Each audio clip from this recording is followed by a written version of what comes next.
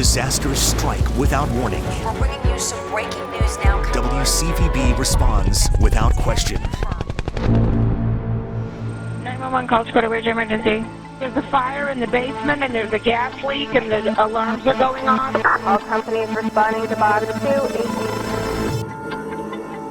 We are interrupting Inside Edition this afternoon to bring you some breaking news out of Lawrence, Massachusetts tonight. You can see a lot of smoke in the air from Sky 5. Several fires being reported, all the result possibly of an overpressured gas main. So Ed, you have some new information just now? Emily, we've just learned this, and this is a very sobering number. Right now, we've been told as many as 50 fires.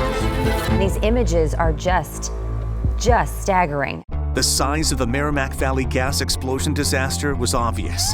Get out of your home if you have Columbia Gas. All hands on deck right now. Less clear whether the crisis was over. The concern is still very real out there. WCVB News Center 5 stayed with continuous emergency coverage for nearly 7 hours. Just dial 211 from any phone for updates. Until all were sure no imminent danger remained. Then, our investigative team began digging, working to uncover the cause of the now deadly explosions. Records show Columbia Gas is in the middle of a major gas line replacement project. WCVB News Center 5 demanded answers for viewers unsure of their safety. They're still investigating at this hour what happened in the Merrimack Valley.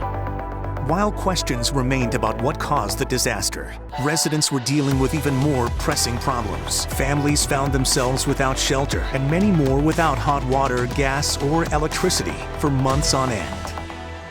As gas service was slowly restored, temperatures dropped. We're running about 20 degrees colder in many places, leaving many people in real physical danger. During this period, WCVB continually shined a light on victims, making sure they were not forgotten. There are still people in freezing homes. Your hands are cold. My hands are cold, like freezing. It helps getting the free meal, but I'd really so much rather have a stove.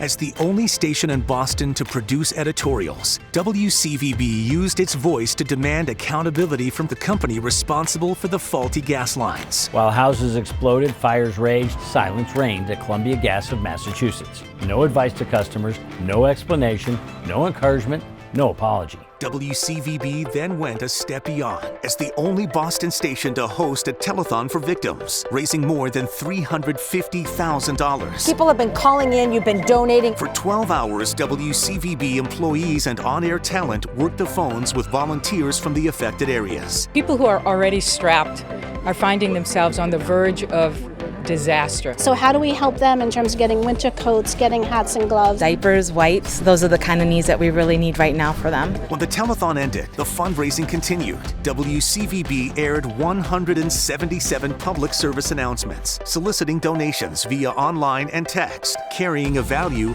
of nearly $90,000.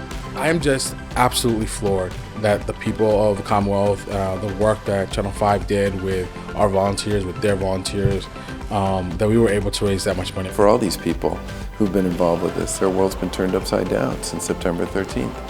And this is a chance and an opportunity for all of us to help them have a slightly brighter holiday season. WCVB is committed to service, delivering an information lifeline to people in crisis, getting answers for communities with questions, holding the powerful accountable, securing essential aid for people most in need. In short, living up to the responsibility that comes with being a local broadcaster. Boston's news, information, and community leader. We are WCVB Channel 5.